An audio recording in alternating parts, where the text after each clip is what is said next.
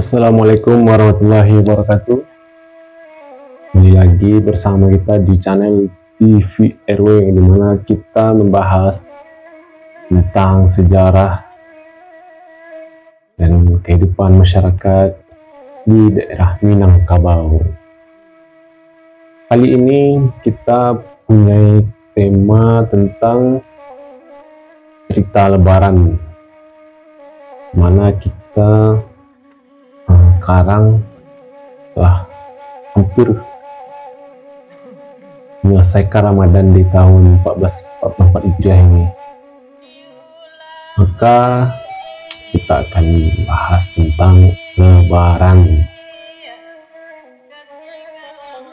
Yang pertama kita bahas mengenai mudik, karena Lebaran ini tidak lepas dari kata mudik. Begitu juga dengan kita orang Minangkabau yang mempunyai kebiasaan atau kelaziman cara turun-temurun, kebiasaan merantau. Jadi kebiasaan merantau ini sudah dari nenek moyang kita orang Minang dulunya, seperti yang sudah kita bahas di video sebelumnya. Lanjut masuk ke sini lagi, merantau ini pun merupakan kegiatan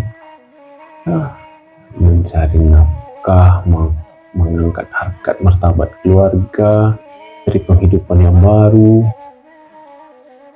Dan walaupun sejauh apapun kita merantau, akhirnya kita kembali lagi ke daerah asal kita, itu ke Minangkabau. Kapan momennya? Itu pas Lebaran ini, mana kita pergi setelah Lebaran dan kembali lagi menjelang Lebaran. Yang mudik bagi orang Minangkabau sudah menjadi kebiasaan. Makanya pas menjelang Lebaran ini banyak kita yang bukan pulang Basamo atau mudik Basamo. Pulang Basamo melalui setiap daerah kita memiliki komunitas-komunitas, cuman yang paling besarnya adalah IKM, Ikatan Keluarga Minang. Banyak yang melakukan kegiatan pulang Basamo, IKM dari daerah Jakarta, daerah Jawa, daerah Riau, sudah banyak melakukan kegiatan pulang Basamo. Nanti menuju kampung masing-masing. Lah yang pertama pasti mudik. Kalau Lebaran pasti mudik. Kapan pulang? Bila pulang ya. Kalau orang Minang jalan pulang sampai di kampung jalan-jalan, biasanya H-3 atau H-7 udah sampai di kampung. Bukan kegiatan silaturahmi sampai akhirnya malam takbiran. Kalau malam takbiran di tempat saya di kampung biasanya kita kan obor, ada yang banyak bikin obor. Habis itu ada yang naik mobil pakai gendang, tabuh, tak sambil takbiran keliling kampung panjang sampai keliling kampung kami. Di kampung kami ada empat jorong. Jadi dari jorong 1, jorong 2, sambut di jorong 2, sambut ke jorong 3, sambut jorong 4, kembali lagi sampai takbiran obor.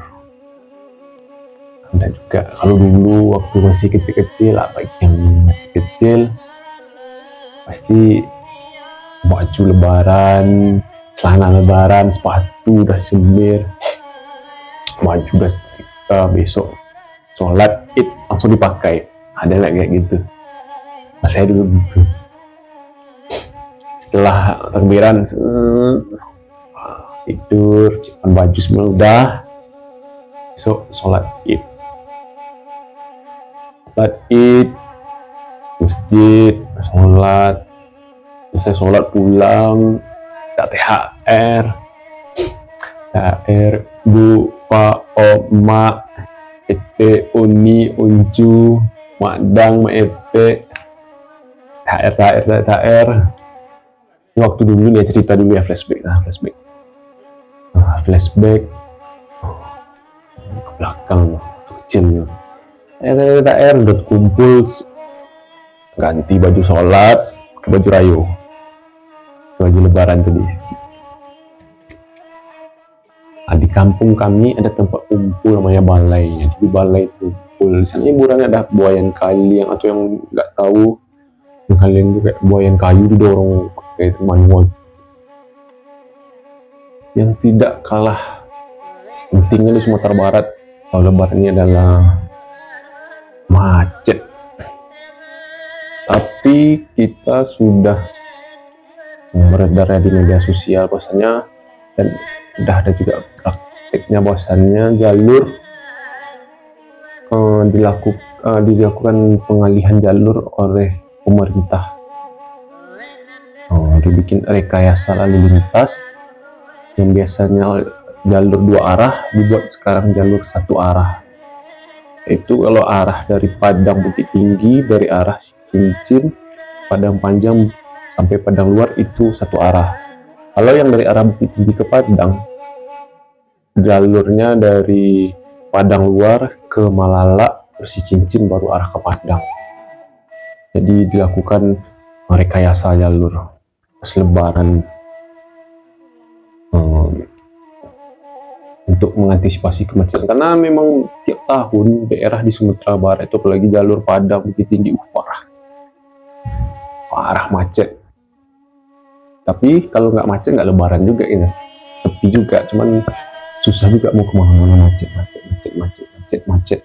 Akhirnya jalur-jalur alternatif seperti kampung-kampung yang bisa sepi jadi jalur alternatif, jadi ramai semua. Jadi disarankan juga kepada orang yang mau mudik atau berwisata ke Sumatera Barat, harus paling nggak tahu juga jalur alternatif lalu desa-desa atau kampung-kampung. Jadi kalau seandainya macet bisa lewat alternatif segala macam. Dikuasai juga adalah cerita tentang lebaran di Sumatera Barat, dari kampung saya lah. Tempat wisata banyak sih, tempat wisata di Sumatera Barat. Lebaran biasa orang pun ke Bukit Tinggi, ke pantai. Makanya Bukit Tinggi Padang selalu macet. Lalu ke Solo ada ke danau atau ke arah Puncak Lawang, banyak pokoknya tempat wisata. Ada di Harau Tinggi, ada di Jemuradang, ada di Solo, ada di danau, Alahan Panjang, atas dan bawah, ada di Painan, ada Cerocok, ada di Padang, Pantai Padangnya, ada di Agam, banyak juga Danau Maninjau, ada Puncak Lawang, ada di Pariaman, ada Gandoria. Pokoknya kalau di Sumatera Barat kalau cerita tempat wisata nggak habis.